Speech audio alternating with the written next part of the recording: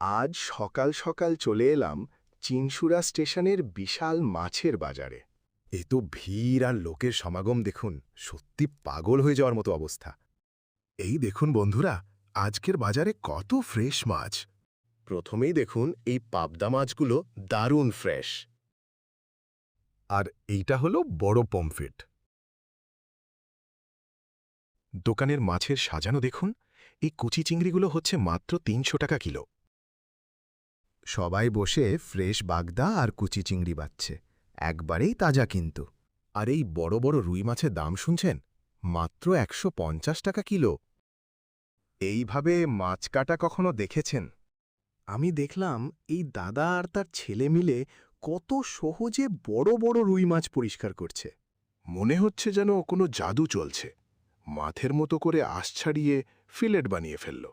নদী থেকে একদম ফ্রেশ মাছ আসা মাত্রই বাজারের সবাই ভীষণ ব্যস্ত হয়ে পড়ে। বাজার তো শেষ, এবার আমার বাড়ি ফেরার পালা। তাজা রুই আর পমফ্রেট নিয়ে নিলাম, এবার স্কুটি ছুটিয়ে বাড়ি যাব। এই হেলমেটটা পরে নি, সেফটি কিন্তু সব সময় আগে। ভিডিওটা ভালো লাগলে অবশ্যই আমাকে ফলো করে রাখেন কিন্তু।